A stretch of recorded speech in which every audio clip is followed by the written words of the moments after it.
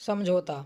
विनय ने अपनी पत्नी पारुल से कहा, जो मन है करो, लेकिन मेरे खर्चे में दखल मत देना। और हाँ, जो कमाओगी उसी से बच्चों का खर्च उठाना। मुझे अपने फैशन और लाइफ स्टाइल में कोई समझौता नहीं करना। सुबह के 6 बज चुके थे। मोहल्ले में दूध वाली की साइकिल घंटी बजा रही थी और बच्चों के स्कूल बसें गली में हॉर्न दे रही थी और रसोई से चाय की महक उठ रही थी।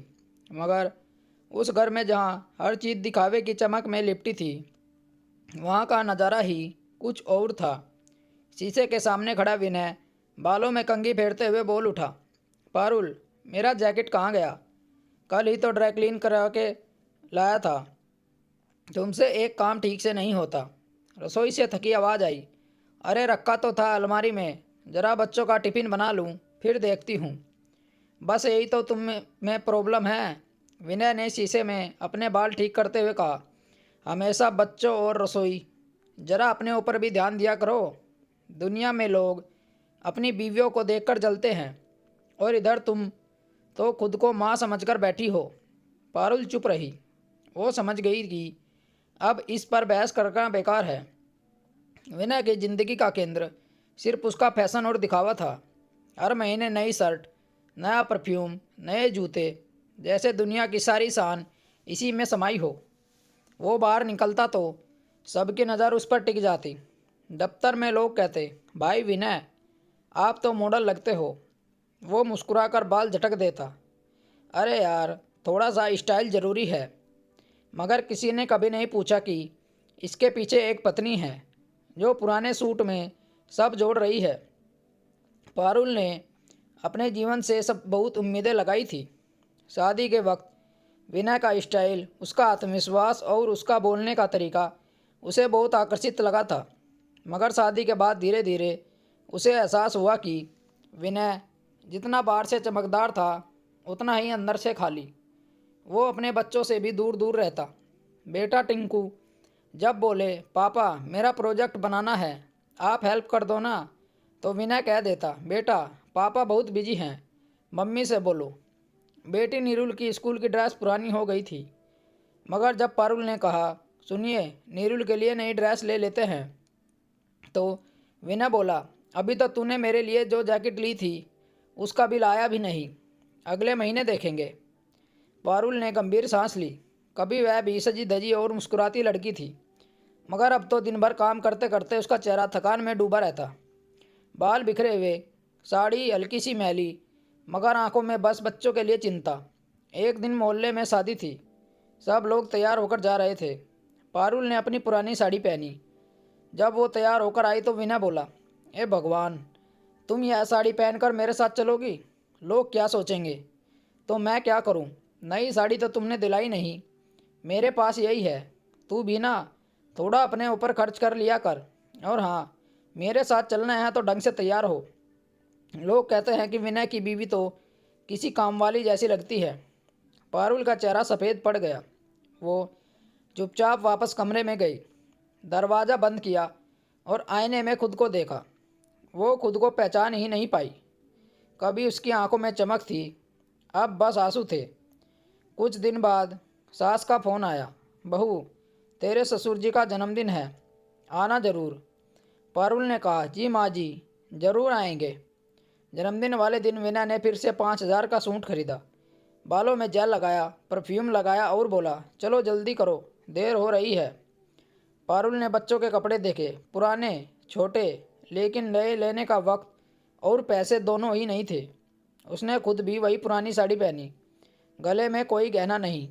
ससुराल पहुंचते ही ननद हंसते हुए बोली, वाह भाई, भाभी, हमारे भाई तो किसी फिल्म स्टार की तरह लग रहे हैं, और आप तो लग रही हैं जैसे किसी मंदिर से सीधे आई हों।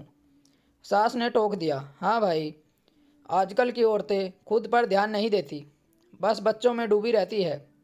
और देखो हमारे विनय को, क्या हैंडसम लग रहा है। सब हंस पड़े। पारुल बस मुस्कुराई, मगर अंदर से टूट गई। उसे याद आया, शादी के वक्त सब कहते थे, विनय जैसा पति हर किसी को नहीं मिलता। अब वही लोग कह रहे थे कि भाई के साथ यह भाभी सूट नहीं करती। उस रात घर लौटते वक्त विनय ने गाड़ी में कहा, अरे यार, आज सब मेरे सूट की तारीफ कर रहे थे, तुमने देखा? पारुल ने बस इतना कहा, सब ने आपकी तारीफ की, पर किसी ने यह नहीं देखा कि आपकी बीवी के गले में आज भी मंगलसूत्र तक नहीं है। विनय ने हंसते हुए कहा, अरे यह सब दिखावा है, कौन देखता है इन चीज़ों को। पारुल ने गहरी सांस ली। दुनिया नहीं देखती पर मैं तो देखती हूँ। जब औरत का गला सूना होता है तो उसे हर कोई याद दिलाता है कि वह शादीशुदा होते हुए भी अधूरी है। विनय ने उसकी बात को मजाक में उड़ा दिया। रेडियो ऑन किया और गाना बजा दिया। वो गाड़ी में शीशे में अपनी झलक देख रहा था और पारुल खिड़की से बाहर अंधेरे में खुद को तलाश कर रही थी। धीरे धीरे पारुल की चुप्पी बढ़ गई। अब वह कम बोलती थी, कभी हंसती थी।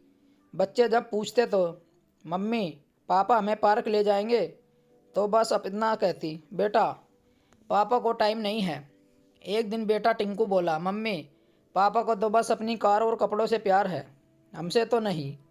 उसके शब्दों ने पारुल के दिल को चीर दिया। उसे लगा अब अगर वो कुछ नहीं करेगी तो उसके बच्चे भी उसी खालीपन में जीना सीख जाएंगे। अगले दिन सुबह जब विनय तैयार हो रहा था, पारुल ने धीरे से कहा, सुनिए मैं सोच रही कि स्कूल में नौकरी कर लूँ। बच्चों की फीस और घर के खर्चे में थोड़ा सहारा मिलेगा। विनय ने अखबार से नज़र हटाए बिना कहा, जो मन में है करो, लेकिन मेरे खर्चे में दखल मत देना। जो कमाओगी उसी में बच्चों का खर्चा उठाना। मुझे अपने पैशन और लाइफस्टाइल में कोई समझौता नहीं करना। पारुल ने कुछ नहीं कहा, बस मन ही मन ठान लिया, अब मैं खुद अपने बच्चों के लिए जीऊँगी, चाहे कितनी भी मुश्किल क्यों ना हो। उस दिन उसने खुद को आईने में देखा, थकी हुई औरत नहीं बल्कि एक नई शुरुआत करने वाली माँ। चेहरे पर हल्की मुस्कान थी और आंखों में वह चमक लौट आई थी जो कभी विनय को अपनी तरफ खींचती थी। सुबह की धूप खिड़की के पर्दों से छनकर कमरे में आ रही थी। विनय हमेशा की तरह शीशे के सामने खड़ा था, अपने बालों में जेल लगा रहा था और पारुल रसोई में चाय बना रही थी। सुनिए आज मेरे स्कूल में इंटरव्यू है, उसने धीरे से कहा। विनय ने अखबार के पीछे से आंख उठाकर कहा, अच्छा है, जल्दी निकल जाना, मुझे भी ऑफिस के लिए देर हो रही है। फिर अपनी टी शर्ट के बटन बंद करते हुए बोला, देखो पारुल, मैं पहले ही कह चुका हूँ, अपनी कमाई से बच्चों की पढ़ाई देखना, मुझसे उम्मीद मत करना। मुझे अपनी लाइफस्टाइल मेंटेन रखनी है। पारुल ने सिर हिलाया। अब उसे विनय से कुछ उम्मीद भी नहीं थी। उसने खुद से वादा किया, अब वह किसी पर बोझ नहीं बनेगी। पारुल का मन बहुत घबराया हुआ था कि वह साड़ी को सही कर रही थी, बालों को कसकर बांध लिया, मगर दिल की धड़कन तेज थी। क्या मैं कर पाऊंगी? यह सवाल बार बार उसके मन में उठ रहा था। बच्चों ने कहा, मम्मी आप तो सबसे अच्छी हो, ज़रूर सिलेक्शन हो जाएगा। उनकी बात सुनकर पारुल मुस्कुरा दी। पहली बार उसे लगा शायद वह सच में कुछ कर सकती है। वो स्कूल पहुंची, जहाँ प्रिंसिपल ने पूछा, आपका अनुभव क्या है? पारुल ने कहा, मैंने पहले किसी स्कूल में नहीं पढ़ाया, लेकिन मैं बच्चों को बहुत अच्छे से समझा सकती हूँ। मेरे अपने 2 बच्चे हैं और मैंने उन्हें खुद पढ़ाया है। प्रिंसिपल मुस्कुराए। कभी कभी अनुभव नहीं, नीयत काम आती है। आप कल से आ जाइए। उस पल पारुल की आंखों में खुशी के आंसू निकल पड़े। वह बाहर निकली तो आसमान को ज़्यादा नीला लग रहा था। पहले दिन जब वह घर लौटी तो थकान के साथ चेहरे पर संतोष था।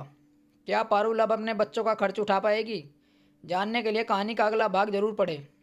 अगर कहानी अच्छी लगी हो तो चैनल को सब्सक्राइब जरूर करें और अपनी राय कमेंट बॉक्स में ज़रूर दें। मिलते हैं कहानी के अगले भाग के साथ। कहानी सुनने के लिए धन्यवाद। राम राम दोस्तों।